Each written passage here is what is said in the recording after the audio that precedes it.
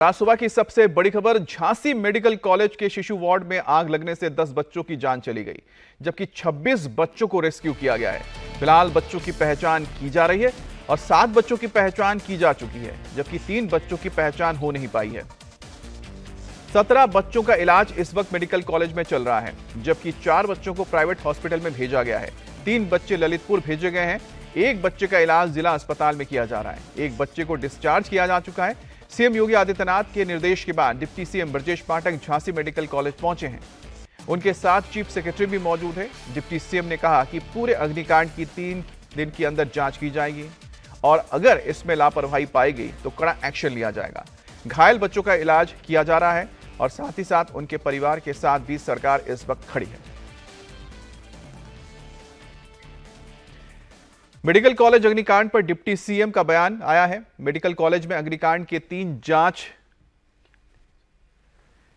Health department, police और magisterial जांच होगी, यानी कि 3 अलग अलग डिपार्टमेंट इसकी जांच करने जा रही है और लापरवाही पाई गई तो कड़ा एक्शन भी लिया जाएगा, ये डिप्टी सीएम ने कहा है।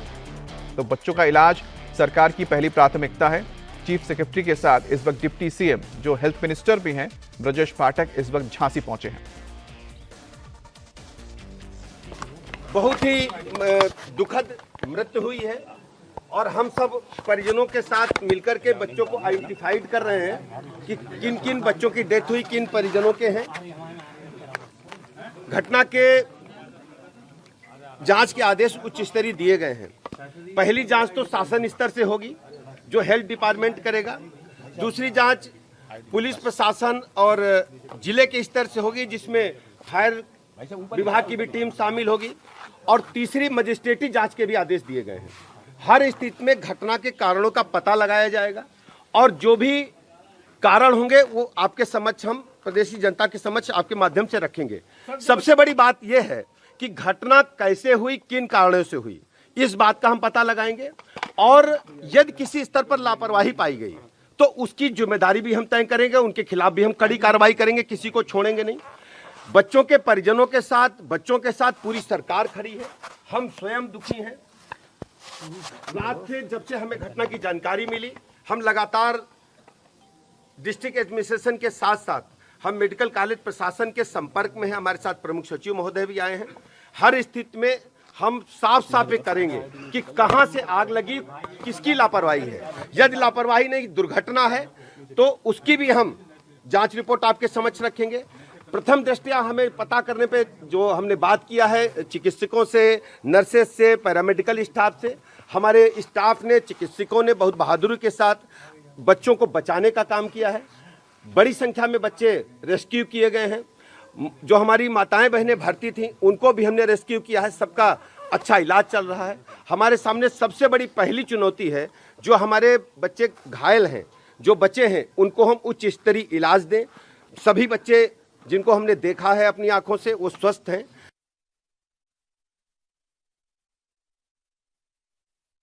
अभी मैं पूरी बात बता रहा हूँ। ये फरवरी में इसका फायर सेफ्टी ऑडिट हुआ था। इसमें फायर विभाग के साथ पूरी तरह से हम लोगों ने इसका ऑडिट किया था। अभी जून माह में हम लोगों ने मॉक ड्रिल भी किया था, जो समय समय पर सरकार के आदेशों के तहत मॉक ड्रिल किया जाता है। लेकिन ये घटना क्यों घटी, कैसे घटी, पूरी जांच रिपोर्ट आने के बाद हम कह पाएंगे। सर, 18 बेड के वार्ड में अभी जो वर्तमान स्थिति है, मैं आपको स्पष्ट कर दूं, अभी जो वर्तमान स्थिति है, ये अभी 17 जो बच्चे हैं वो हमारे हॉस्पिटल में हमारे पास हैं। 4 वात्सल में प्राइवेट में ले गए हैं, 3 मातृत्व में ले गए हैं, 1 ललितपुर ले गए हैं, 1 मऊरानीपुर ले गए हैं, 6 अपनी माताओं के साथ यहीं पर हैं और 10 बच्चे जो जिनकी दुखद मृत्यु हुई है, उसमें 7 बॉडीज की जो है वो आइडेंटिफिकेशन हो गया है। 3 की शिनाख्त नहीं हो पा रही है। उनके परिजनों से संपर्क करके शिनाख्त के प्रयास किए जा रहे हैं और 6 परिजनों से अभी संपर्क नहीं हो पा रहा है। हम मोबाइल नंबर उनके स्विच ऑफ हैं और हम उनके घर के एड्रेस पर संपर्क करके प्रयास कर रहे हैं कि वो बच्चे कहाँ हैं, उनके बारे में हम जानकारी लें। 18 बेड के वार्ड में 50 से अधिक बच्चे क्यों थे? पूरी आर्थिक मदद भी करेंगे, पूरी सरकार इनके साथ है। हर स्थिति में हम परिजनों के साथ खड़े हैं। बच्चों के साथ जांच कराएंगे क्या बच्चे जो बच्चे अनआइडेंटिफाइड हैं, अगर उनका आइडेंटिफिकेशन समय से नहीं हो पाता तो डीएनए जांच भी कराएंगे, उसके बाद परिजनों को सौंपेंगे। सर, इनको कोई मुआवजा वगैरह भी दिया जा रहा था? अवश्य अभी तत्काल की बात है, आप प्रातःकाल तक इंतजार करें। बच्चों के परिवार के साथ हम पूरी सरकार खड़ी है इस दुख की घड़ी में। हर स्थिति में हम बच्चों के परिवार के साथ हैं, बच्चों के साथ हैं, और घटना की निष्पक्ष जांच होगी। जो भी दोषी होगा, लापरवाही का भी दोषी होगा तो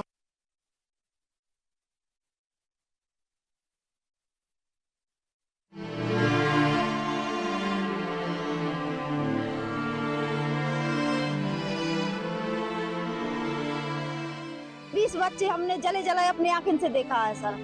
जले जलाए लेके आए हैं हाथन में ऐसे टांग के। जहां बच्चों की किलकारियां गूंज रही थीं, वहां अब खाक हो चुकी मशीनें हैं। पुलिस प्रशासन मौके पर और जो बच्चों के परिजन हैं उनको कमरा पूरा ही हाईली ऑक्सीजनेटेड रहता, क्योंकि सभी बच्चों का ऑक्सीजन चल रहा था, तो आग तुरंत फैल गई। हमने जाके वहाँ कम से कम 20-25 बच्चों को बाहर निकाला। वाइटल मॉनिटर का डिस्प्ले थम चुका है, कोई बीप की आवाज नहीं, सब खामोश है। हमारे बच्चा को कोई पता नहीं है कि जल गया कि मर गया कि बच गया।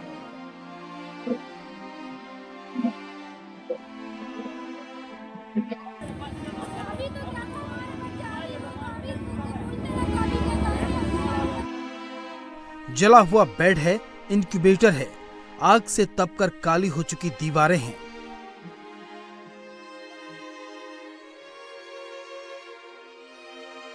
उनका एक व्यक्ति था जो अग्नि बुझाने वाला यंत्र लेके गया था, वो झुलसा है और वहाँ कोई नहीं था।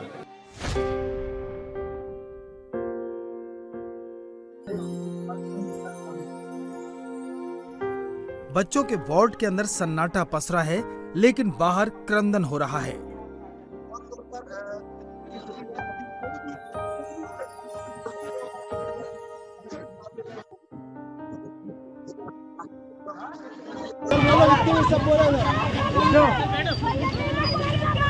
क्या हो गया था?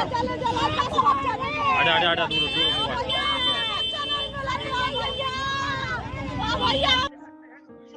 अस्पताल के बाहर कहीं बच्चों की मौत पर मातम मनाती मां है, तो कहीं बाप सिसक रहा है, कहीं चाचा गमगीन है। जिन बच्चों को ठीक से गोद में खिला भी नहीं पाए थे, अब उन बच्चों के शव उठाने पड़ रहे हैं। ये वो बच्चे थे जिन्होंने इस दुनिया में अभी आंखें खोली ही थी, और किसी बीमारी की वजह से उन्हें इलाज के लिए झांसी मेडिकल कॉलेज के बच्चा वार्ड में भर्ती करवाया गया था। लेकिन भीषण अग्निकांड ने इन बच्चों को यह दुनिया देखने नहीं दी। देर रात तक माता पिता, रिश्तेदार अपने बच्चों की तलाश में जुटे रहे। किसी को अनहोनी की खबर मिल चुकी थी, तो कोई अभी भी अपने बच्चों को तलाश रहे थे। चश्मदीदों ने जो बताया वो झकझोर देने वाला है। सर, हमारे बच्चे की पता नहीं है, आग लग गई है हॉस्पिटल में। इस मंगलवार को हमारा बच्चा यहाँ भर्ती हुआ है, आज आग लगी है सर। हमारे बच्चा को कोई पता नहीं है कि जल गया कि मर गया कि बच गया। ना भी हमारा बच्चा मिला है सर। 9 तारीख का पैदा हुआ था, मंगलवार को यहाँ ले आए थे। 15-20 बच्चे हमने अपने आंखों से देखा है जले हुए। सर, डॉक्टर ने बचाने की कोशिश नहीं की है। डॉक्टर ने अपनी जान बचा के भाग गए पीछे वाले गेट से सर, और उन्होंने बच्चा नहीं बचाया सर। 15-20 बच्चा हमने अपने आंखों से जले देखे हैं। डॉक्टर एक भी नहीं चला, ना एक भी मरे, ना नर्स मरी। क्यों नहीं मरी सर? नर्स तो से निकली, बोलती आग लग गई है, तो हम लोग फिर खिड़की तोड़ के अंदर गए हैं। फिर कुछ नहीं, फिर आग बुझाने का वो किया, आग लेकिन बुझी नहीं। आग की रफ्तार बहुत तेज बढ़ गई है। हाँ, भांजे थे आप? 2 भांजे थे हमारी। मिल गया भांजे? नहीं। कहाँ है, क्या जानकारी लग रही है? जानकारी कोई नहीं दे रहे अभी।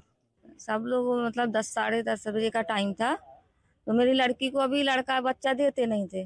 दूध पिलाने के लिए अलाउंस होता तो वो दूध रख के आ जाती थी। उसके बाद थोड़ी देर बाद पता लगा कि आग लगी।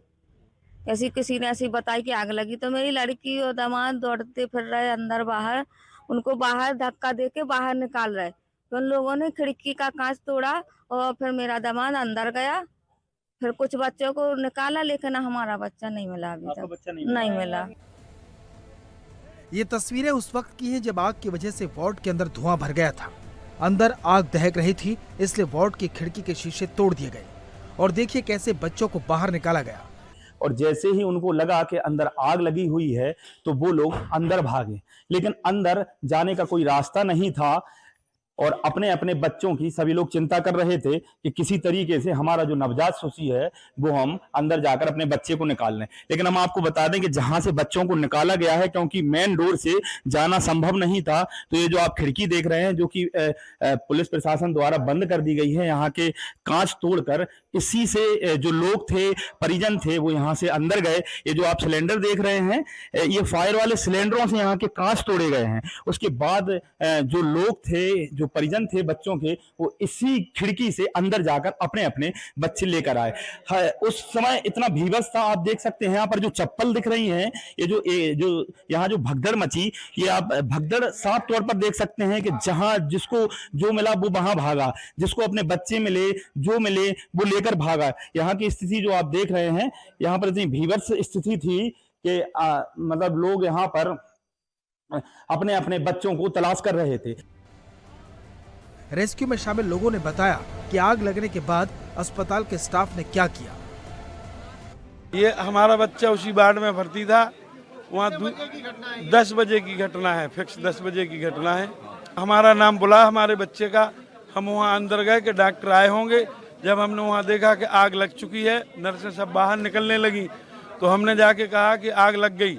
हम चिल्लाए, हमने जाके वहाँ कम से कम 20-25 बच्चों को बाहर निकाला, बाहर की खिड़की तोड़ी, हम क्रेटों को लेके आए, जो क्रेटों में बच्चे रखे रहते हैं उनको बाहर की खिड़की से बाहर किया, कुछ अंदर से बच्चे निकाले। नर्सें सारी भाग चुकी थी। उनका एक व्यक्ति था जो अग्नि बुझाने वाला यंत्र लेके गया था, वो झुलसा है और वहाँ कोई नहीं था। जहाँ पे बच्चे शिफ्ट थे, पता नहीं वहाँ पे शॉर्ट सर्किट की वजह से आग लगी। आग बहुत तेजी से लगी, ये किसी को भी मौका नहीं मिल पाया। आप स्थिति भी देख सकते कि हम लोग गए भी तो कुछ कर नहीं पाए, इतनी तेज धुआं निकल रहा था वहाँ पे। कैसे पता लगा आपको? आप कहाँ थे उस वक्त जब आग लगी? हम बाहर ही थे, बाट के बाहर ही बैठे थे सब लोग। कितने बच्चे हैं आपके? हमारे 2 बच्चे। कहाँ हैं वो पता नहीं, जानकारी नहीं दी जा रही। और हम दुआ लेटे थे, तो आदमी चीखे आग लग गई, आग लगी हुआ तो गई दूध पिया, मैंने चीखें भी चीख के में तो हम लोग उठे, तो गार्ड साहब हाथ भी लगाते अपने गेट जो खोलने थे। जब चीखे के आग लगी, क्यों नहीं खोलने, अपने बच्चा तो बचा लेंगे। फिर खिड़की तोड़ी, खिड़की में जब बच्चा काट बाजू काट ले, ये आपको की को आए बच्चा के की को नहीं हुआ, की को मैंने देते काफी बहुत बच्चे निकाले। आपका बच्चा कहाँ है? हमारा बच्चे पता ही नहीं कहाँ है। आग रात करीब 10 बजे वार्ड में रखे ऑक्सीजन कॉन्सेंट्रेटर में लगी। आशंका है कि इलेक्ट्रिसिटी का लोड बढ़ने की वजह से शॉर्ट सर्किट हुआ। वार्ड में बच्चों को ऑक्सीजन लगा हुआ था, इसलिए आग और तेजी से फैलने लगी। फायर ब्रिगेड की गाड़ियां जब तक पहुंचती तब तक वार्ड पूरी तरह आग की चपेट में आ चुका था। जितनी तेजी से आग फैल रही थी, उतनी ही तेजी से रेस्क्यू का काम चल रहा था।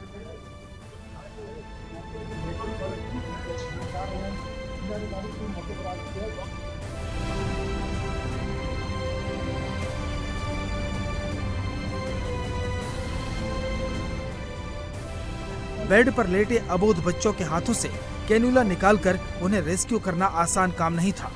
फिर भी स्टाफ के साथ कुछ साहसी लोग बच्चों को बचाने के काम में जुट गए और इसका नतीजा ये हुआ कि 37 बच्चों को बाहर निकाल लिया गया।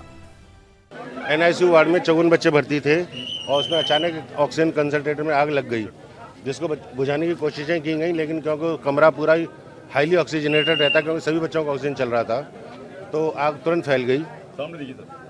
आग तुरंत फैल गई और उस पर जितना कोशिश की गई, जितना हम लोग कर पाए, हमने कोशिश की और उसमें से लगभग ज़्यादातर बच्चों को बाहर निकालिया गया, सकुशल निकाला गया है।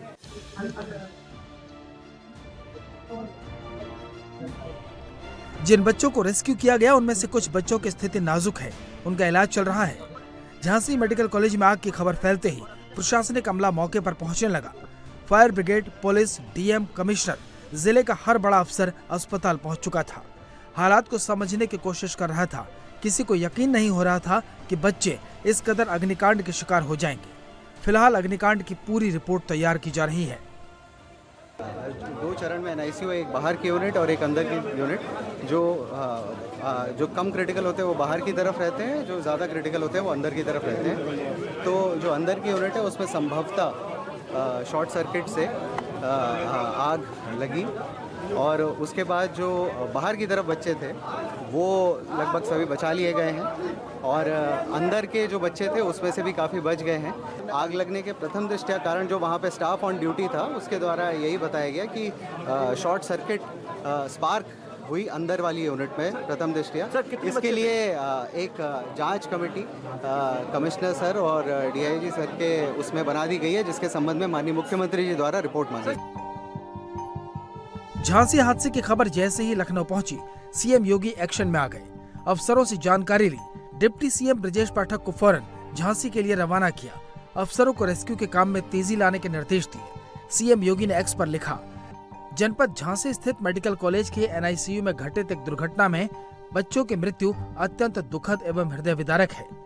जिला प्रशासन तथा संबंधित अधिकारियों को युद्ध स्तर पर राहत एवं बचाव कार्यों को संचालित कराने के निर्देश दिए हैं। प्रभु श्री राम से प्रार्थना है कि दिवंगत आत्माओं को सद्गति एवं घायलों को शीघ्र स्वास्थ्य लाभ करें।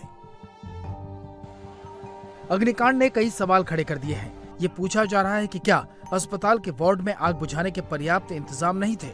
क्या वार्ड में ड्यूटी करने वाले कर्मचारियों को फायर इमरजेंसी से निपटने की ट्रेनिंग नहीं दी गई थी? और सबसे बड़ा सवाल तो ये है कि अगर ये लापरवाही है तो इसका जिम्मेदार कौन है? और झांसी से हमारे सहयोगी आकाश राठौड़ जुड़ गए हैं। आकाश, फिलहाल वहां पर क्या स्थिति है और क्या हालात हैं और क्या अपडेट मिल रहा है?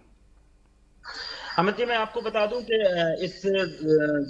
इसमें दुखद घटना हुई है उसका संज्ञान हमारे उत्तर प्रदेश के डिप्टी सीएम ने लिया है, जो कि अभी सुबह 5 बजे यहाँ पर आए हैं और यहाँ पर उन्होंने पूरे मेडिकल का निरीक्षण किया है और जहाँ ये घटना हुई वहां पहुंचे थे और जहाँ बच्चों का इलाज चल रहा था वहां पहुंचे और साथ ही उनके साथ प्रमुख सचिव स्वास्थ्य थे, जो कि पूरी घटना के निरीक्षण में साथ थे और उन्होंने बताया कि उन्होंने इस पूरी घटना को दुर्भाग्यपूर्ण बताया है और साथ ही उन्होंने बताया है अपने बयान में कि इस पूरी घटना में 10 बच्चों की मौत हो गई है और परिजनों के साथ मिलकर जो भी बच्चे हैं उनको आइडेंटिफाई कर रहे हैं। जिन के बच्चे नहीं मिल रहे हैं उनको भी तलाशा जा रहा है और पूरी घटना की उच्च स्तरीय जांच करने की उन्होंने बात कही है, जिनमें से 3 जांचें होंगी, जिसमें से पहली जो जांच होगी वो हेल्थ डिपार्टमेंट करेगा और जो दूसरी जांच होगी वो पुलिस प्रशासन और फायर ब्रिगेड की टीम जांच करेगी और जो तीसरी जांच होगी वो मजिस्ट्रेट जांच होगी।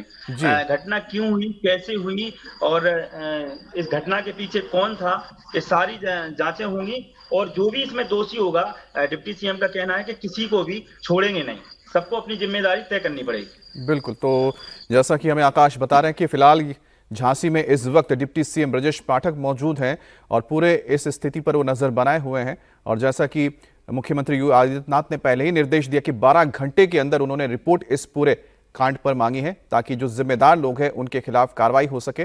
बहरहाल लेकिन सबसे बड़ी इस वक्त प्राथमिकता जो है वो है उन परिवारों के साथ खड़े रहना और उन बच्चों को इलाज करना जो इस पूरे अग्निकांड में घायल हुए हैं।